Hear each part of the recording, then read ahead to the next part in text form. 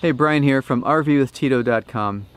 And if I've learned anything in the 10 plus years of owning an RV, it's that you don't need to rely on RV service centers and technicians to do a lot of the preventative maintenance work on your own RV. In fact, I found that there are just a lot of little simple tasks that you can do yourself that don't require a lot of specialized equipment or knowledge. All you might need is just to have somebody show you once, and then you've pretty much got it. So I want to share with you today just a few of the routine tasks that I do on my RV, and hopefully that'll help you guys out and get you started working on your own RV.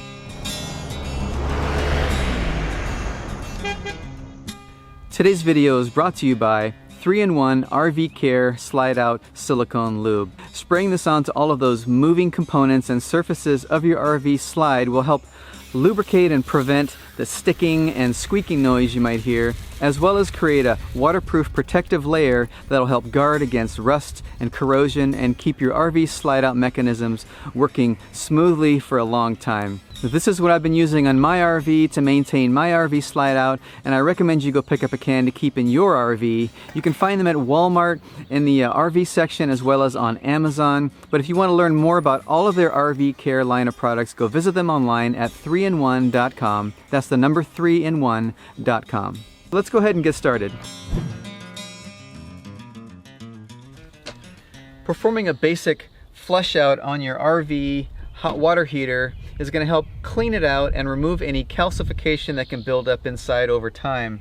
Now, to do this, all you're really going to need is a cleaning wand, like a tank cleaning wand. They're fairly inexpensive, and a wrench and a hose.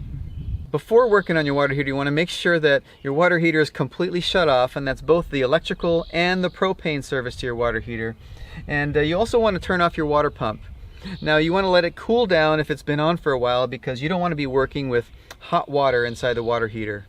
Once everything's cooled down, you want to release any pressure in the water heater by pulling on this relief valve just for a little bit, and then you'll feel the pressure kind of releasing. And once it's released, we can then remove the vinyl drain plug on the water heater located on the bottom. Now, with the drain plug out, all you have to do is let the water drain for a while until the tank is completely empty. Then attach a tank wand to a water hose and then insert it inside the water heater and then turn on the water supply. Now, use the wand to kind of blast all the different areas inside the water heater that you can get to, and then periodically remove it and turn off the water and let it drain. And you'll see it, any calcification, little white chunks come out, if there are any in there. And just continue doing this process over and over again until the water keeps coming out nice and clean. Now, once you're done, you can let the water drain out and then replace the vinyl plug back in the drain hole. And with the drain plug in place, you can just turn the water pump back on and you'll hear the tank fill up. And once it's full, you can then just turn on your water heater and make sure that everything's working properly. Now, I recommend you test this in both electric heating mode and propane mode just to make sure that both are working the way they should.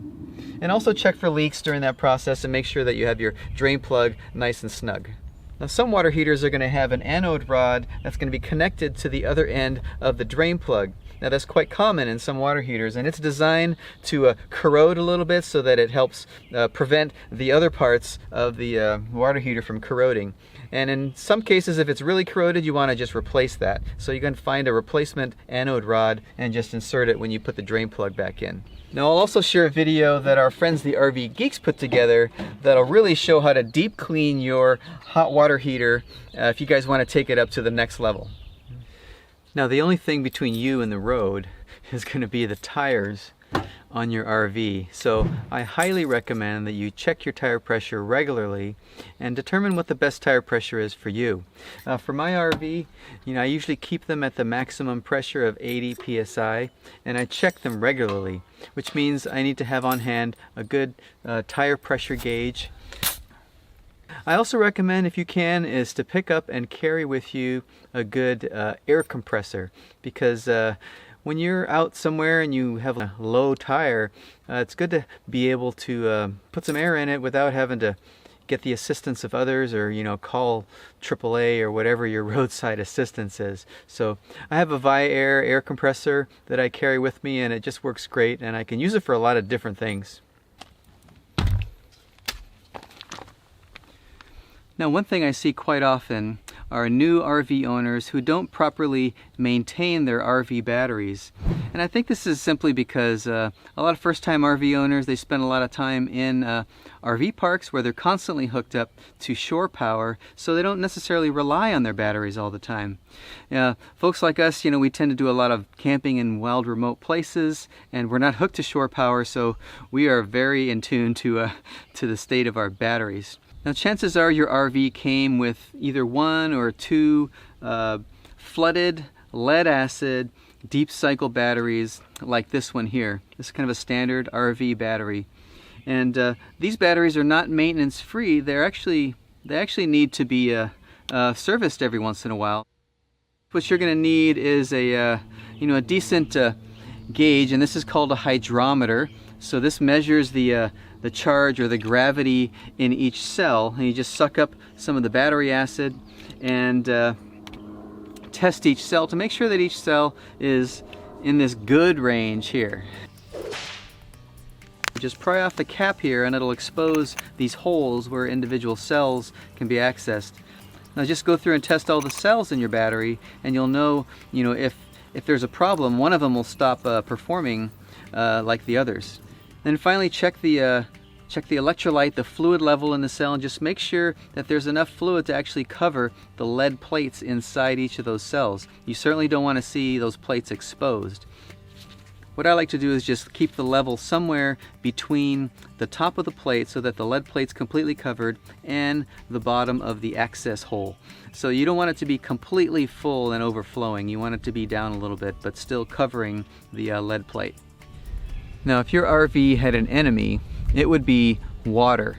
So I recommend that you get up on your roof periodically and just do a thorough inspection of all the seals on your roof that may be showing signs of wear or any kind of cracking, and you want to treat those before it's a problem. Now take your time and look at all those seals around and identify spots that you might need to fix. Now, to reinforce and reseal some of these areas, I recommend using a product called Dicor.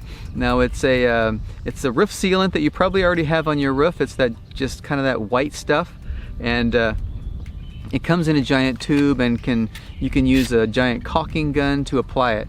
And you just squirt it over those areas, and over the course of a couple hours, as it dries and hardens, it settles and it seals up all of those cracks and openings. Now, for a little bit of added insurance and water protection on my roof, what I've done is I've taken some Eternabond roof sealing tape, and I've covered a lot of those larger seams in the roof and openings. I've just covered the existing sealant with some Eternabond tape.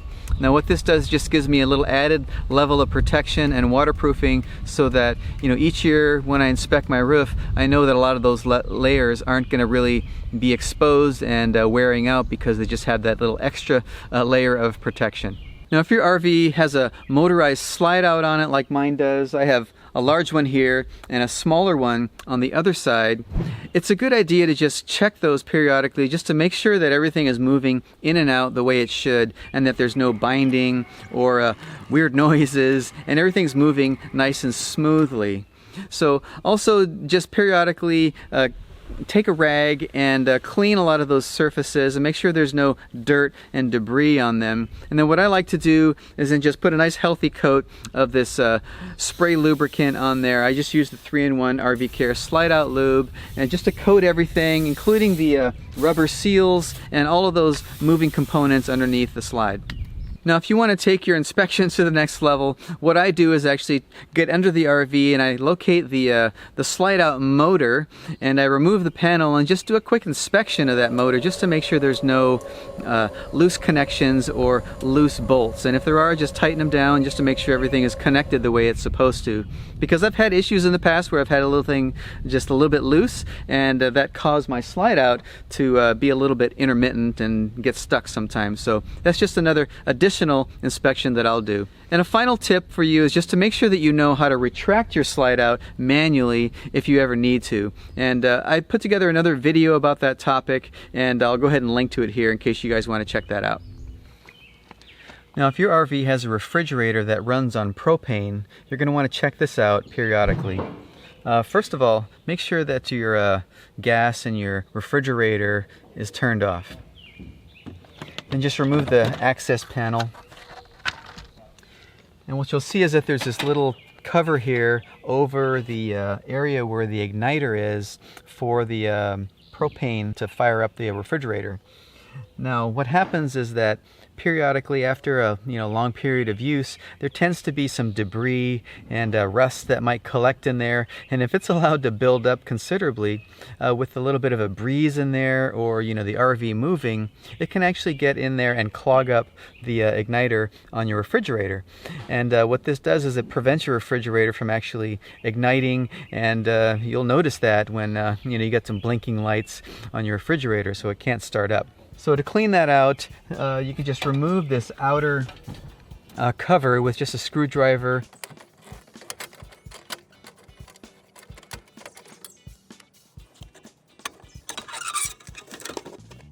Once you get that off, you'll be able to see, if there's any debris in there, and just periodically clean that out. So to do that, if you have a vacuum cleaner, you could just use a vacuum cleaner and suck it out.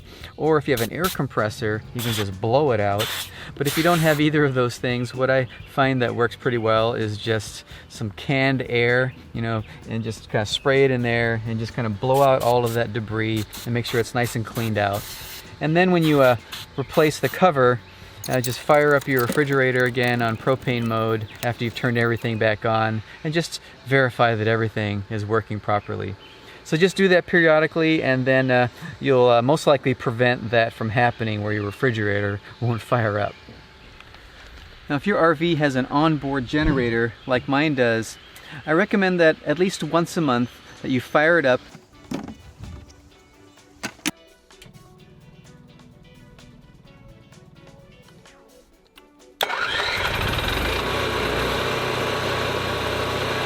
and you turn on your air conditioner or your water heater. So basically you're putting a load on it for about 30 minutes, at least once a month. So whether you're using your generator or not, this is an important thing to do, because your generator really likes to be run. They don't like to sit idle for long periods of time. So once a month, exercise your generator. And at least once a year, now I just do this like once a year, I like to change the oil in my generator. Whether it really needs it or not, once a year is a really good interval to change the oil, check your air filter, things like that, and replace as needed. But I put a video out some time ago about how to change the oil in this particular style of generators, the Onan 4000. I'll loosen this here, and there goes the oil. I recommend you go check that out. It's really not difficult to do. It's definitely a lot easier than it is to try to find somebody to go work on your generator. So what do you think?